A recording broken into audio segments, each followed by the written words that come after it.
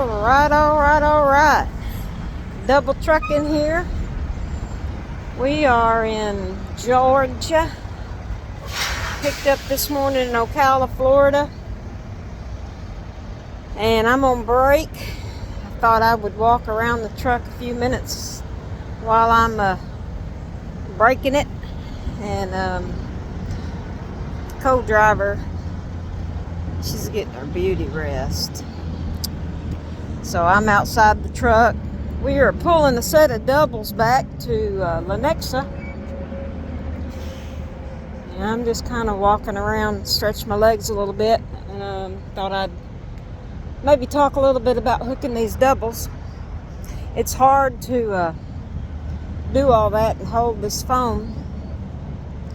So I thought I would explain that for those of you who are maybe considering going with a company that pulls doubles and have often wondered what it's like. There's really not a lot to it. I actually like pulling the doubles as far as making corners and stuff like that. There are some downsides to it, but I like it better simply because they bend going around corners. That back trailer is just like pulling a train. They bend, come right behind you. You don't have to pull out quite as wide to make a corner because that back trailer just turns with the dolly and just comes right in behind you. Whereas with the 53, you got to pull all the way out a little further because that trailer don't bend. It's all the way 53, if that makes sense. But anyway, so with pulling doubles, you've got two 28-foot trailers, and then you put them together with what we call a dolly. And so I'm going to just kind of flip the camera here and kind of show you what I'm talking about.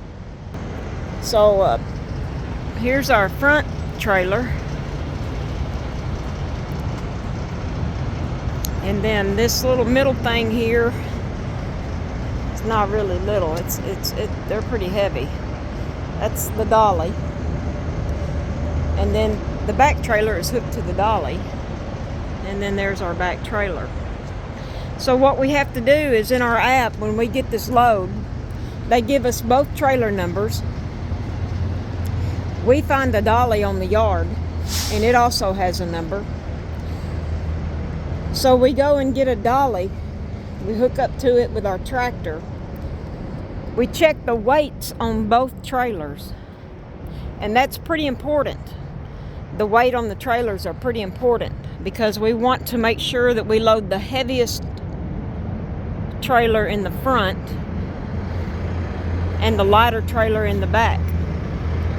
If you don't, then you're going to have what they call a wiggle wagon. So you want to double check your weight. I believe you want to make sure that everything's all right up here, bud. I'm just walking right. Yeah, it's all good. It's all good. We still safe. He's checking me. Look at him up there. He's like, hey, forget something. You're out of the truck. So anyway, you want the weight of the back trailer. If it is lighter than, I believe it's 500 pounds. If there's a 500-pound difference, the lighter trailer goes behind. So we go grab this dolly, and you'll see there's the number of the dolly. You go grab the dolly, and you find your lighter trailer, and you go and you back this dolly in front of this trailer. You don't put it under the trailer yet. You just put it in front of the trailer. And then you find your front trailer. You back under your front trailer.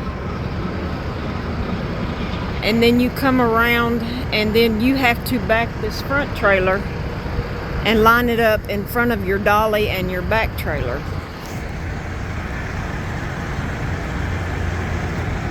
Once you line it up, you back up close enough so that you can pull this dolly, and you hook the tongue up to the dolly. You hook it up to the front trailer. A lot of people will just simply hook it up and push it under this back trailer. I go ahead and hook these front air lines, because once I hook the front air lines, the air will lift this dolly, and I'm not having to turn. I'm not having to lower this landing gear so that the trailer will make a nice clean hook under there. You don't want any gap right there. So I usually go ahead and hook the air lines so that I know for sure that I'm going to push this dolly under this trailer and not have any gaps.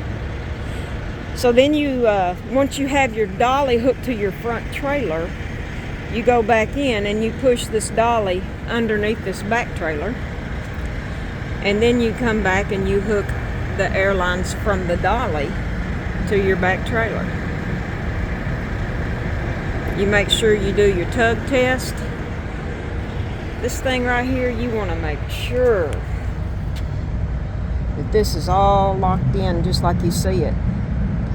Because that dude right there, if it's not locked in, this will pop loose. And it has been known to come right through the back door of this trailer. And you do not want that to happen, because you'll find yourself sitting at home. So, whenever we fuel, whenever I stop on my break, I always like to just come back and make sure that lines look okay. Everything's still good and tight. I always just come and check this. I want to make sure this right here is still good. It's got a notch here that kind of holds it in place, but sometimes it can work its way loose if you're making tight turns. And sometimes if you get out of the truck and drivers think you're taking a little too long away from the fuel aisle, they'll come along here and undo your air lines for you. Just screw with you a little bit. So I always just double check everything, make sure it looks all good. But that's how you hook up a set of doubles. Then you just check your tires, make sure all your lights are working, make sure you're hooked up good. All ass. Sure the handles are secure. That little lead popped out there.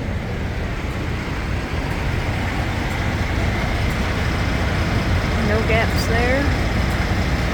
Handles engaged. We're all good here. All good there.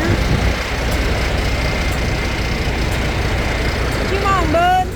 It's all good. Got my supervisor with me. I'm gonna let you out. You go do your business. Come on. Come on. Come on. He's not used to coming out this side. Alright, I'll come around, you asshole.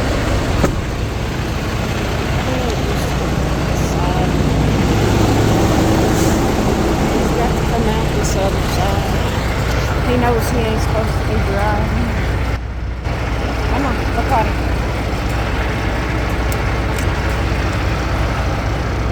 Come on. Behave yourself. I'm not going to have to kill you and leave you laying. He's a pretty good boy. We've got him a collar on that's got us a little beep in our hand, and he knows it. And if we beep that, he will be beside us in a minute, because he knows he done did something he's not supposed to do. Come on here, dummy.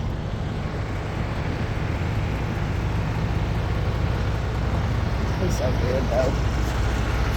He gets home, he gets so bored, he don't even know how to act. You ready? Load up.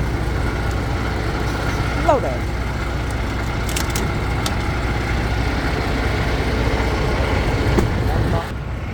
Anyway, that's what we do. And I'm at this here rest area, and I'm taking my 30-minute break, walking around. Ooh, I'm enjoying the sunshine. I ain't had nobody, ain't but one person made me mad today. I got behind the truck. We're just kind of going the same speed. Got a lot of questions about this tube.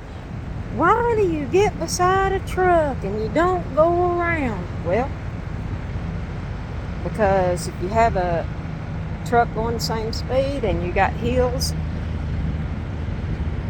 you think you're going to get past them, and then an incline comes, and if you're just a little bit heavier than them, you can't get past them. And these men will see that you're a woman driver, and I'm sorry, I don't mean to insult anybody, but it seems like these men will go, I cannot let a woman driver pass me, and they won't back out for nothing and let you get around. So you just play that game for a while. So I get mad, but I handled my frustration until a slow car got in front of his tail, and he had to slow it down, and I got right. You driving? You gonna take us in? Look at these lips. This is what you call lips. Hey, look at them lips. You goofy. Oh my God, he just snarled it. Get out.